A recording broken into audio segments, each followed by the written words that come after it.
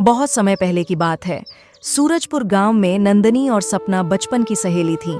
वह एक छोटे से घर में रहती थी और दोनों सहेलियां साथ ही स्कूल भी जाती थीं।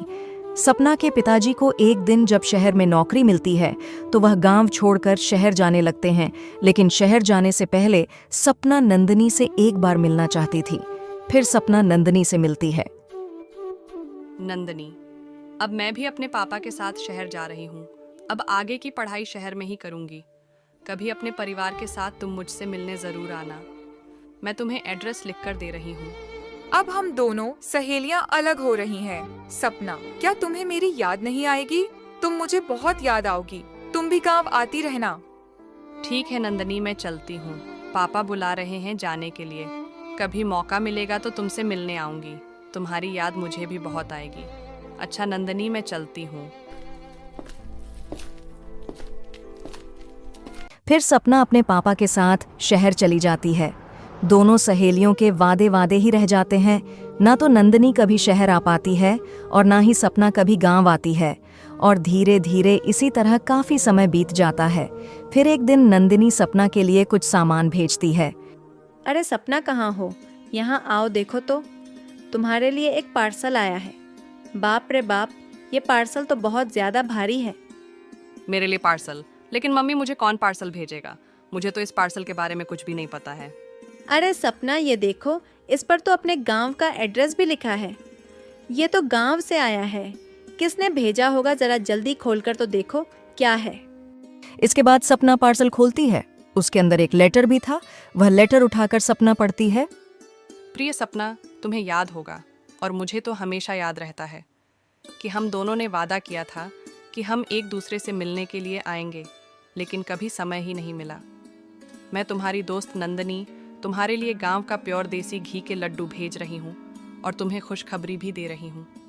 मैं अगले हफ्ते शहर आ रही हूँ। तुम्हारा एड्रेस मेरे पास हमेशा से सुरक्षित था। अब जल्दी ही तुमसे मुलाकात होगी। तुम्हारी सहेली नंदनी। अरे माँ, ये तो नंदनी ने भेजा है। वह अगले हफ्ते शहर आ रही है। उसने यह प्योर देसी घी के लड्डू भी भेजा है। कितने सालों बाद मैं नंदनी से मिलूंगी। मुझे तो बहुत खुशी हो रही है कि नंदनी मुझसे मिलने आ रही है। अच्छा, वही नंदनी जो हमारे पड़ोस में रहती थी और तेरे साथ स्कूल जाती थी। बेचारी की हालत कितनी ख़राब थी, फिर भी उसने देसी घी के लड्डू भेजा है। अच्छा सपना, एक बात बोलूं, तुम्हारी सहेली अगर मिलने के लिए आए तो ज़्यादा दिन घर पर मत रोकना, और वह गांव से आएगी तो उसका पहनावा और उसकी बोली बिल्कुल गांव, और वह बहुत ज़्यादा गरीब भी है। यहाँ पर उनको देख करके हमारा सब मजाक उड़ाएंगे। अरे मम्मी, आप कैसी बातें कर रही हो? वह मेरी सहेली है। आखिर इतने दिनों बाद मुझसे मिलने के लिए आ रही है, इसलिए मेरी सहेली के विषय में ऐसी बात मत करो मम्मी, मुझे अच्छा नहीं लगता है। अरे सपना, ये सब तो ठीक है, पर तुम्हें पता है ना कि हम कितने अच्छे इलाके में रहते हैं। मुझे नहीं लगता है कि उसे यहाँ पर ज़्यादा दिन तक रोकना ठीक होगा। अरे मम्मी, उसे आने तो दो, मैं उससे मिल लूंगी। बाद की बात में देखेंगे। सपना भी अपनी सहेली के लिए खुश थी और थोड़ा परेशान भी थी, क्योंकि उसे पता था कि नंदनी शहर आने के बाद जरूर उसे यह कहेगी कि उसे शहर घुमा दे, और अगर उसकी कोई सहेली या दोस्त मिल जाएगी तो वह किस तरह नंदनी से उसका इंट्रोडक्शन कराएगी। और उधर गांव में नंदनी शहर ले जाने के लिए सामान पैक कर रही थी। अरे नंदनी, तू अपनी सहेली से मिलने जा रही है ना? इतना सारा सामान देने के लिए ले जा रही है। बाप रे बाप, इतना सारा सामान भला कौन लेके जाता है? अरे माँ, वैसे भी सपना कब से गांव से गई हुई है। गांव की चीजें उसे कितनी याद आती होंगी। बस जो मैंने कहा है वह सब पैक कर दो, और ले जाने की टेंशन तुम बिल्कुल मत करो। मैंने पापा से बात कर ली है। तभी कुछ ही देर में नंदनी के पिताजी भी वहां आ जाते हैं। अरे हाँ भाई, नंदनी की माँ, जो नंदनी कह रही है वह सारा सामान पैक कर दो। वैसे भी गाड़ी में बहुत जगह है। बस मैं अपनी बेटी की हर ख्वाहिश पूरा करना चाहता हूँ। अगर मेरी बेटी अपनी सहेली के लिए सामान लेकर जाना चाहती है तो लेकर जाएगी। मैं भी अपनी बेटी के साथ हूँ। मेरी बेटी की खुशी में मेरी भी खुशी है। बहुत बिगाड़ दिया है तुमने इसे। अपने लाड प्यार में इसने शहर देखने की जिद की तो आपने शहर दिखाने के लिए मान गए। फिर इसने अपने सहेली के लिए इतना सारा सामान ले जाने के लिए बोली तो फिर भी मान गए। इतना लाड प्यार अच्छा नहीं रहता है। क्यों नहीं मानता नंदनी की माँ? आखिर मेरी बेटी इतनी प्यारी जो है, इसलिए अपनी बेटी की सारी बात मानता हूं। अच्छा सुनो नंदनी, तुम शहर पहली बार जा रही हो। बेटा वहां बहुत ध्यान से रहना और अपनी सहेली के घर वालों को बिल्कुल भी परेशान मत करना। वक्त काफी बदल गया है, पता नहीं वहां के लोग कैसे रहते हैं और क्या हाल है उन लोगों का। अगर तुम्हें कुछ भी परेशानी हो तो तुम होटल में रह लेना बेटा, लेकिन उन लोगों को परेशान मत करना। अरे नंदनी की माँ, तू चिंता क्यों कर रही हो? मैं साथ जा रहा हूं ना। जैसे जैसे नंदनी के आने का दिन करीब आ रहा था, वैसे वैसे सपना को बहुत ज्यादा परेशानी हो रही थी। वह बार बार यही सोच रही थी कि मुझे पहले नंदिनी को मना कर देना चाहिए था। नंदिनी बिल्कुल गांव की गवार जैसी लगती होगी।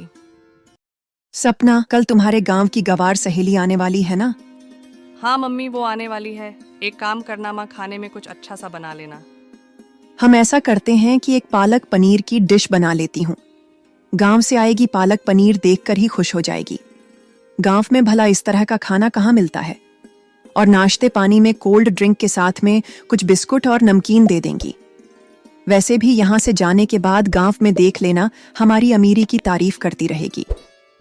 हाँ मम्मी, गांव से हम लोग जब से निकले हैं तब से कितने अमीर हो गए हैं। वो तो अभी भी गांव की गवार ही होगी।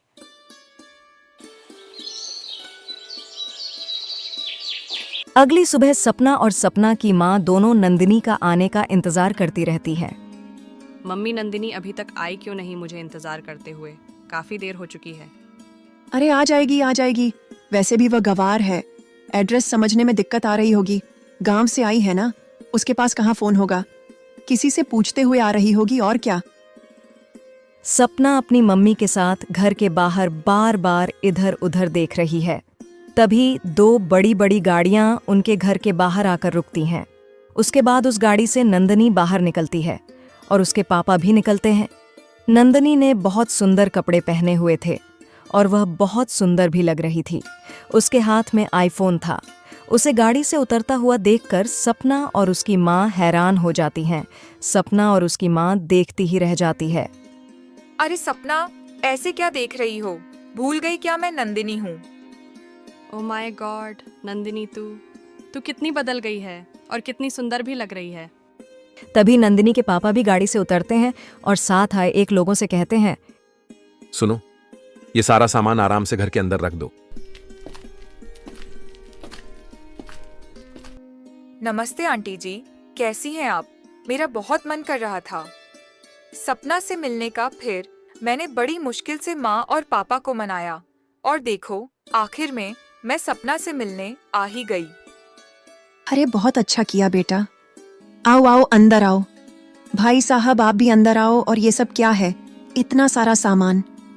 अरे भाभी जी, पहली बार आपके घर आ रहे हैं तो खाली हाथ थोड़ी ना आते। ये बगीचे का कुछ फल है और ये घर के बने हुए दूध की कुछ मिठाइयाँ, और इसमें गांव का प्योर दूध है। और नंदिनी ने बड़ी जिद की थी कि पहली बार ये यहाँ आ रही है तो सपना के लिए एक सुंदर सी ड्रेस भी लेनी चाहिए। सपना बेटा, ये सारा सामान तुम्हारे लिए है।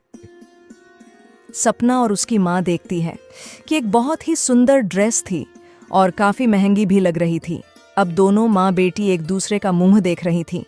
कहाँ तो वो नंदिनी को गांव का गवार कह रही थी और कहाँ अब लग रहा था कि नंदिनी के आगे वह कुछ भी नहीं है। उनके लिए पहले से लाई गई कोल्ड ड्रिंक और बिस्कुट नमकीन को टेबल पर रखा जाता है। तभी सपना रसोई में जाकर अपनी माँ से कहती है, मम्मी, ये सब क्या है? नंदिनी तो बहुत अमीर हो गई है। अब तो मुझे नंदिनी के आगे बहुत शर्म आ रही है, बिस्कुट नमकीन और कोल्ड ड्रिंक देखकर। मम्मी, आप एक काम करो, आप थोड़ा सा सैंडविच भी बना लो। सपना बेटा, मुझे तो खुद ही बहुत शर्म आ रही है। अब मैं क्या करूं, कैसे नजरें मिलाऊं इन लोगों से? ये लोग तो इतना सारा सामान लेकर आए हैं। एक बात समझ में नहीं आ रही है, आखिर ये लोग इतने अमीर कैसे हो गए? मम्मी, आप पहले सैंडविच बनाकर लाइए, बाकी बातें हम बाद में कर लेंगे। वैसे भी अभी तो वे लोग बाहर बैठे हैं। वैसे भी अच्छा नहीं लगता है कि किसी को बाहर बैठाकर घर के अंदर हम दोनों बातें करते रहें। उसके बाद चाय नाश्ता उन लोगों को कराया जाता है। फिर नंदिनी के पापा सपना की माँ से कहते हैं, अरे भाभी जी, भाई साहब नहीं दिखाई दे रहे हैं, कहीं बाहर गए हैं क्या? हाँ भाई साहब, सपना के पापा शहर से बाहर गए हुए हैं। कल तक वापसी होगी। भाई साहब बुरा ना मानना, लेकिन आपकी तो ठाट बाट बिल्कुल ही अलग हो गए हैं। अरे हाँ भाई, किस्मत जब बदलती है तो बस क्या ही बोले, आप तो जानती ही हैं। भाभी जी, गांव के पास बस हमारी थोड़ी सी जमीन थी। हमारे खेतों के पास से हाईवे निकल रहा था। सरकार ने जमीन ली, उसके बदले में हमको बहुत सारा पैसा मिला, तो इस तरह काफी ज्यादा मुनाफा हो गया। बस इसी तरह रातों रात हम अमीर हो गए। फिर मैं इस पैसों से एक अच्छी सी जमीन ले ली। उसके बाद उसे जमीन पर बहुत ही अच्छा घर बनवा लिया। घर बनवाने के बाद भी हमारे पास बहुत सारा पैसा बचा हुआ था। उसके बाद हमने एक बिजनेस शुरू कर दिया। बस ऐसे ही हमारी तरक्की बढ़ती ही गई। अब हमारे पास पैसों की कोई कमी नहीं है। बस नंदिनी के लिए एक अच्छा सा लड़का मिल जाए, उसी के सिलसिले में यहां शहर में आया हूं। नंदिनी के लिए जो लड़का मिला है बहुत बड़ा बिजनेसमैन है। उनके बेटे को देखने के लिए मुझे देर हो रही है। मैं जा रहा हूं लड़का देखने के लिए। तब तक नंदिनी यहीं पर रहेगी। आपके साथ में इसे कल वापस ले जाऊंगा। तब तक अपने पास मेरी बेटी को रखना। अरे भाई साहब, आप कहाँ जा रहे हैं? आप भी रुकिए ना। यहीं पर मैं रुक जाता, लेकिन मेरा दोस्त घर पर नहीं है। अगर मेरा दोस्त यहां होता तो मैं पक्का यहां रुकता, पर कोई बात नहीं, मैं 5 स्टार होटल में कमरा ले लूंगा। कल जब मेरा दोस्त आ जाएगा तो फिर मिलकर बातें करेंगे। अच्छा ठीक है, मैं चलता हूं। वैसे भी काफी देर हो चुकी है। आप नंदिनी का ख्याल रखना भाभी जी।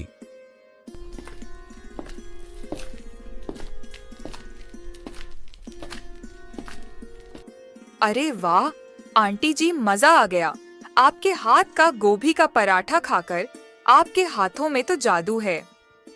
याद है सपना, जब बचपन में हम लोग एक साथ खाना खाते थे, अक्सर हमारे घर में खाने पीने के लिए ज्यादा कुछ नहीं रहता था, तो हम तुम्हारे घर खाना खाने आते थे। सपना, तुम्हारी मम्मी गोभी के पराठे बहुत ही टेस्टी बनाती है। हाँ नंदिनी, मुझे याद आया जब हम लोग बचपन में स्कूल जाते थे और दोपहर में जब लंच होता था तो हम लोग एक ही साथ खाना खाते थे। कोई बात नहीं बेटा, कल सुबह मैं तुम्हारे लिए फिर से गोभी के पराठे ही बनाऊंगी। गोभी का पराठा बनाने के बावजूद भी दोनों माँ बेटी शर्मिंदा थीं, लेकिन बोलने की हिम्मत नहीं हो रही थी। वही शाम को जब दोनों सहेलियां बातें करती हैं, तो सपना से रहा नहीं जाता और वह नंदिनी से बोल देती है। नंदिनी, मुझे माफ कर देना। तुम्हारे आने से पहले हमने पता नहीं तुम्हारे बारे में क्या क्या सोच लिया। नंदिनी, मुझे लगा तुम बिल्कुल गांव की गवार होगी। मैंने अपने मम्मी से बोल दिया था कि नंदिनी शहर आ रही है, लेकिन वह बिल्कुल गांव की गवार होगी। अरे इसमें माफी मांगने वाली कौन सी बात है? हो जाता है, हम ऐसा सोच लेते हैं। तुम हमारे बेस्ट फ्रेंड हो, मुझे तुम्हारी बात का बुरा नहीं लगता है, लेकिन तुम इतना मत सोचो, मेरे लिए तुम पहले वाली सपना ही हो। अगले दिन जब नंदिनी के पापा भी आ जाते हैं, तो सपना के पापा भी आ जाते हैं। दोनों एक दूसरे से मिलते हैं। और भाई साहब, तुमसे मिलकर बहुत अच्छा लगा मेरे दोस्त।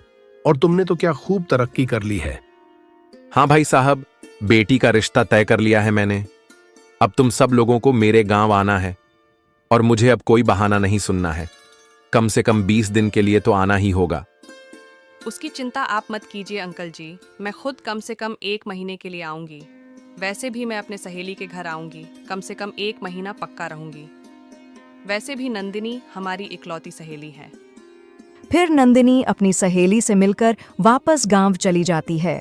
सपना और सपना की माँ अपनी बातों पर बहुत ज्यादा शर्मिंदा होती हैं और फिर वे सभी लोग नंदिनी की शादी पर गांव जाते हैं। सपना और सपना की माँ बहुत खुश हो जाती हैं नंदिनी के घर जाकर, जहां उनका खूब अच्छे से स्वागत सत्कार होता है। इस कहानी से हमें यही सीख मिलती है, किसी को उसके हालात या उसके पहनावे का मजाक नहीं उड़ाना चाहिए।